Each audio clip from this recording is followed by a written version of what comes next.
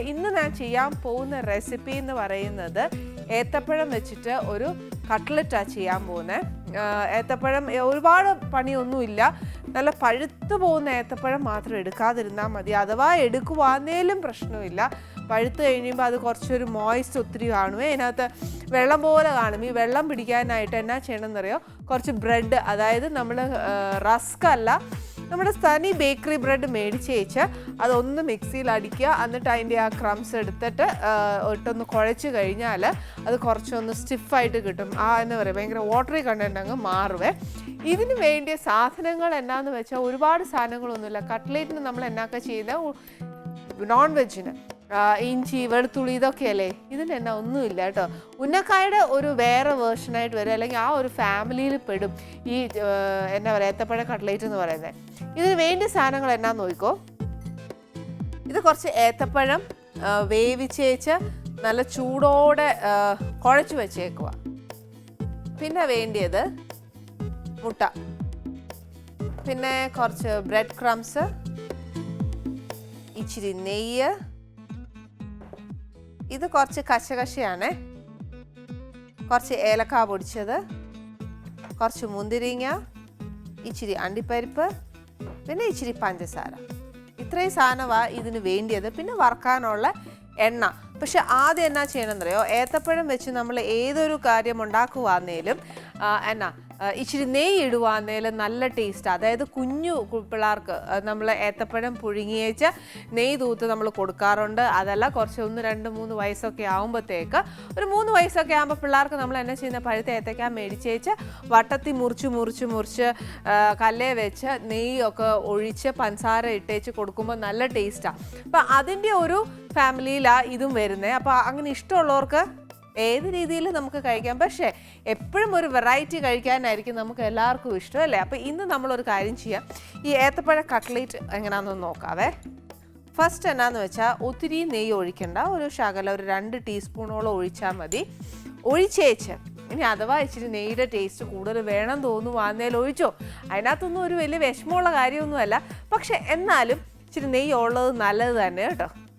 First എന്നാ ചെയ്യണം, കശകശ എടുത്ത് ആദ്യമേ ഇട്ടേക്കല്ല, അതിന് പെട്ടെന്ന് അങ്ങ് മൂക്കും, അതുകൊണ്ട് അത്രയും വേണ്ട. ഫസ്റ്റ് നമുക്ക് എന്നാ ചെയ്യാം, ഇച്ചിരി അണ്ടിപ്പരിപ്പിടാം, അതിനാണ് ഏറ്റവും കൂടുതൽ മൂപ്പുള്ളത്.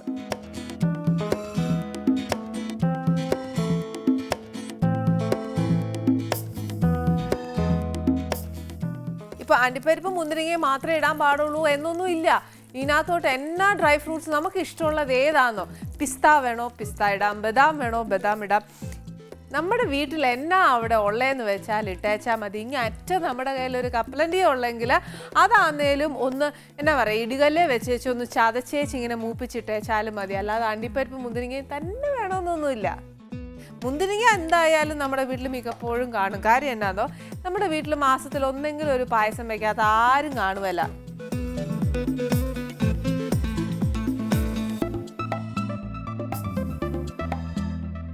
നമ്മൾ ഹൈ ഫ്ലെയിമേലൊക്കെ ചെയ്യുവാണെങ്കിലുണ്ടല്ലോ, മുന്തിരിങ്ങായും കൂടെ മൂത്ത് കഴിഞ്ഞേച്ച്, ഇപ്പോൾ ഞാൻ പറയാം, ഞാൻ നല്ല ഹൈ ഫ്ലെയിമേലാണ് വെച്ചേക്കുന്നത്. മുന്തിരിങ്ങായും കൂടെ ഒന്ന് മൂത്ത് കഴിഞ്ഞേച്ച് ഓഫ് ചെയ്യണം, തീ അങ്ങ് ഓഫ് ചെയ്തേച്ച് കശകശ നമ്മൾ മൂപ്പിച്ചേച്ചാൽ മതി. ഇല്ലെങ്കിൽ കശകശ പെട്ടെന്ന് അങ്ങ് മൂത്ത് പോവും. അതിനകത്ത് പിന്നെ കരിഞ്ഞു പോയേച്ചൊന്നും കശകശ ഒന്നും പെറുക്കിയെടുക്കാൻ നോക്കിയല്ല, അത് ഒത്തിരി അങ്ങ് എന്നാ പറയുക കുഞ്ഞ. ഇതിനകത്തോട്ട് ഒരു ചെറിയ സ്പൂൺ, 2 സ്പൂൺ ഇട്ടേച്ചാൽ മതി. ഇത് ഓപ്ഷണലാണ്, വേണമെങ്കിൽ മാത്രം ചേർത്താൽ മതി.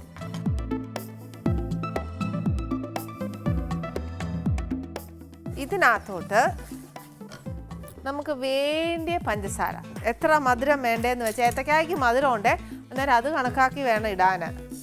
തീ ഓഫ് ചെയ്തേക്കുക, ഇല്ല തീ വെക്കുക എന്നേലും ഉണ്ടല്ലോ പഞ്ചസാരയും കരിഞ്ഞു പോവും. പിന്നെ കാരമലൈസ് ആയി കഴിഞ്ഞ് കഴിഞ്ഞാൽ പിന്നെ അതങ്ങ് കൊള്ളുകയില്ല, ഒരു കരിച്ചോവ് വരും.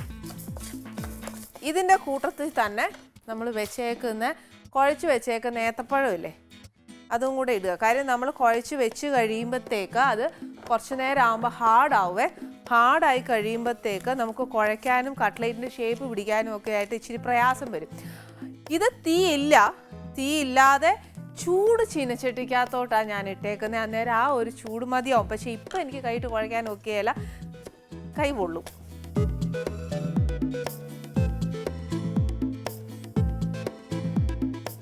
ഏത്തപ്പഴം ഈ ചൂടോടെ വെക്കുമ്പോൾ തന്നെ അത് ഈ പറഞ്ഞ പോലെ എന്നാന്നോ ഒരു ഇച്ചിരി സോഫ്റ്റ് ആവുമേ ചൂടാവുമ്പം. എന്നാൽ ഏലക്ക എല്ലായിടത്തും പിടിക്കണം. അതുകൊണ്ട് എന്നാ ചെയ്യണം, ആ സമയത്ത് കുറച്ച് ഏലക്കാപ്പൊടിയും കൂടി ഇട്ടേച്ച്, ഏലക്കായുടെ മണമൊക്കെ നല്ലോണം ഇടുന്നുണ്ട് കേട്ടോ. ഇല്ലേ, നമ്മളത് വറക്കുമ്പോൾ എന്നാ പറയുക, അയൽവക്കക്കാർക്കൊക്കെ അറിയണ്ടേ ഓ എന്നാ സ്പെഷ്യൽ ഉണ്ടാക്കുവാന്ന്.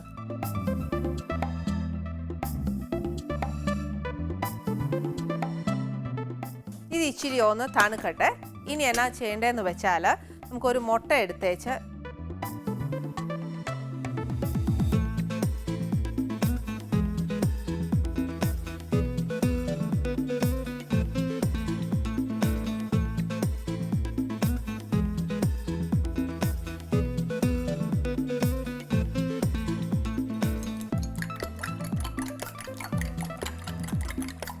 നല്ലതായിട്ട് അടിക്കുക മുട്ട.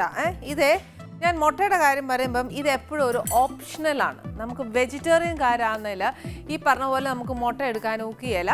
അന്നേരം എന്നാ ചെയ്യണം, മൈദ എടുത്തേച്ച് ലൈറ്റായിട്ട് കലക്കിയേച്ചാൽ മതി, അല്ലെങ്കിൽ കോൺഫ്ലവർ എടുത്ത് കലക്കിയാൽ മതി. ഇത് വെജിറ്റേറിയൻകാർക്ക് പറ്റാത്തതുകൊണ്ട് ഞാനൊരു ഓപ്ഷൻ തരാം. ചിലർ മുട്ട വേണ്ട, കംപ്ലീറ്റ്ലി എന്നാ പറയുക പ്യോർ വെജായിട്ട് പോവാം എന്ന് പറയുവാണെങ്കിൽ മൈദ എടുത്തേച്ചാൽ മതി. ഇത് മുട്ടയാണെങ്കിൽ കുറച്ചുകൂടി ഒരു ടേസ്റ്റ് ഉണ്ട്. അല്ലെന്നുണ്ടെങ്കിൽ ടേസ്റ്റിന് ഒട്ടും കുറവ് വരികയില്ല.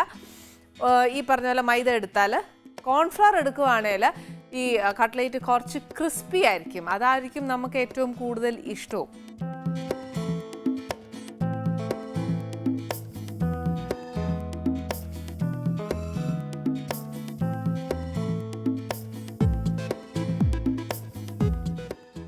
ഒട്ടും കട്ട കെട്ടാൻ പാടില്ല എന്ന് പറഞ്ഞ എന്നാന്നറിയാവോ, കട്ട കെട്ടിക്കഴിഞ്ഞാൽ നമ്മൾ കഴിക്കുമ്പോഴത്തേക്ക് ആ ഏത്തപ്പഴം കഴിക്കുന്ന കൂട്ടിരിക്കും. അത് വേണ്ട. അതുകൊണ്ടാണ് ഞാൻ പറഞ്ഞത് കട്ട ഒട്ടും കെട്ടാത്ത രീതിയിൽ നല്ല അസലായിട്ട് കുഴയ്ക്കാം. മിക്സിയിൽ അടിക്കുമ്പോൾ ചിലപ്പം ഒരു പക്ഷേ ആന്നേൽ അതൊരു എന്നാ പറയുക വെള്ളം പോലെ ആവുമേ. അപ്പം നമുക്ക് ഇതേപോലെ ആ കട്ടി കിട്ടുകയില്ല.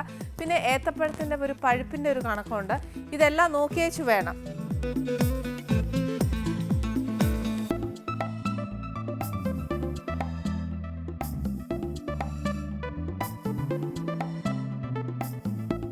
ചിലരുണ്ടല്ലോ ഇതിനകത്തോട്ട് ഇച്ചിരി തേങ്ങ തിരുമിയിടുന്നവരുണ്ട്. ഇതൊക്കെ നമ്മുടെ ഇഷ്ടമാണ്. ഇതേപോലെയാണ് ഞാൻ പറഞ്ഞത്.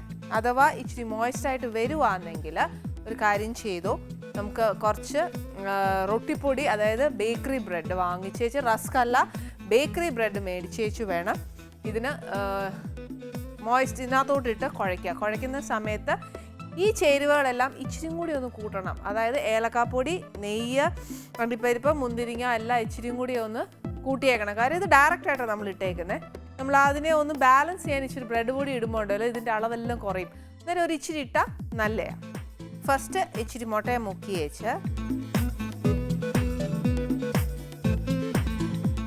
എന്നുവെച്ചാൽ നമ്മുടെ കൈവെള്ളയെ വെച്ചേച്ച് എന്നാ ഷേപ്പാണ് വേണ്ടിയെന്ന് വെച്ചാൽ ആ ഷേപ്പ് കൊടുക്കാം.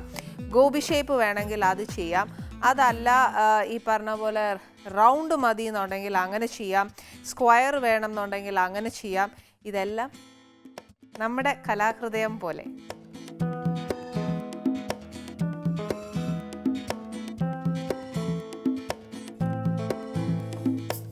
ഇനിയിപ്പോൾ അതല്ല സ്ക്വയർ പീസാ ചെയ്യണം എന്നുണ്ടെങ്കിൽ ഒത്തിരി മുഴുത്ത ബോളാക്കണ്ട, ഒരു ഇച്ചിരി കുഞ്ഞു ബോളാക്കി വെച്ച് നമുക്ക് സ്ക്വയർ ആക്കാനൊക്കത്തുള്ളേ.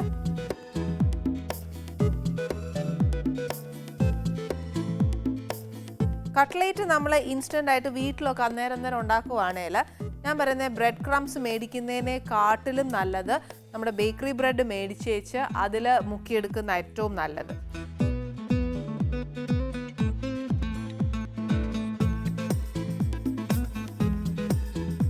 തേങ്ങ കടിക്കാൻ ഇഷ്ടമുള്ളവരാണെങ്കിലും ഇതിനകത്ത് തേങ്ങായും ഇടാം.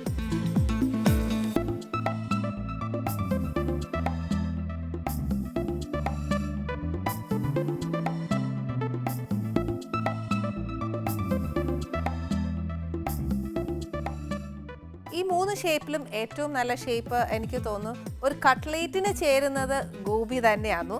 അപ്പം ഞാൻ ആ ഗോബിയിൽ തന്നെ കോട്ടാവേ. ഇനി ഇത് ഓരോന്നാക്കുന്നതിന് ആ സമയം നമുക്ക് എന്നാ ചെയ്യാം, ഇത് വറുക്കാനുള്ള എണ്ണ വയ്ക്കാവേ. എല്ലാം ഉണ്ടല്ലോ അതിൻ്റെ സമയം പിന്നെ അങ്ങ് പോവും.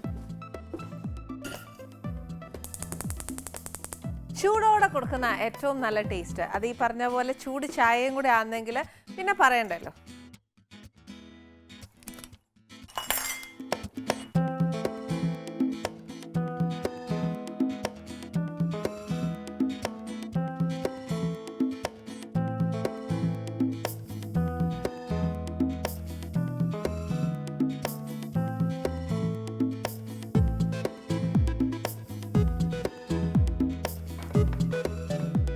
ഇത് വെളിച്ചെണ്ണയിലാണ് ചെയ്യുന്നതെങ്കിൽ അങ്ങനെ ചെയ്യാം, അതല്ല നെയ്യിൽ വറുത്തെടുക്കണമെങ്കിൽ അങ്ങനെ ചെയ്യാം. പക്ഷെ ഞാൻ നെയ്യുടെ കാര്യവും ഒന്നും അധികം പറയുകയല്ല. കാര്യം എൻ്റെ നാട്ടുകാരെന്നെ വഴക്ക് പറയുവേ, എല്ലാം അങ്ങ് ഫാറ്റ് കൂടിയ കാര്യങ്ങൾ അവിടെ ചെയ്യുന്നതെന്ന് പറയും. പക്ഷേ അങ്ങനെയല്ല, ഇതിൻ്റെ ടേസ്റ്റ് അങ്ങനെ വരുന്നതുകൊണ്ടാണ് ഞാൻ പറയുന്നത്.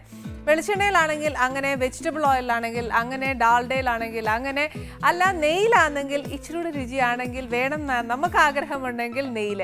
ഇതൊക്കെ നമ്മുടെ ഇഷ്ടമാണ്. അല്ലാതെ ഇന്നതിലേ ചെയ്യാവുള്ളൂ, ഇന്നതേ പാടുള്ളൂ എന്ന് ഒരിക്കലും ഞാൻ പറയുകയില്ല. കാര്യം നമ്മുടെ വീട്ടിൽ ചില സമയം ചിലത് തീർന്നു പോകും, ചിലത് കാണും. അപ്പോൾ ഉള്ളത് വെച്ച് നമുക്ക് രുചികരമായ ഒരു ഭക്ഷണം ഉണ്ടാക്കണ്ടേ. അന്നേരം ഇല്ലാന്നും പറഞ്ഞ് നമ്മുടെ മനസ്സൊന്നും അടുത്തു പോകാൻ പാടില്ലേ. അതുകൊണ്ടാണ് ഞാൻ പറയാം, നമ്മുടെ വീട്ടിൽ ഏത് എണ്ണയുണ്ടോ അത് വെച്ച് ചെയ്താൽ മതി.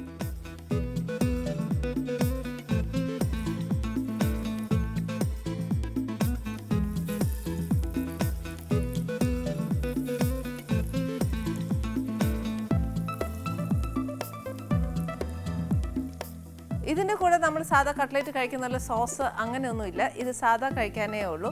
ഈ പറഞ്ഞ പോലെ നെയ്യ് മുക്കി കഴിക്കോ, പഞ്ചസാര മുക്കി കഴിക്കോ, അങ്ങനെ ഒരു പരിപാടിയില്ല.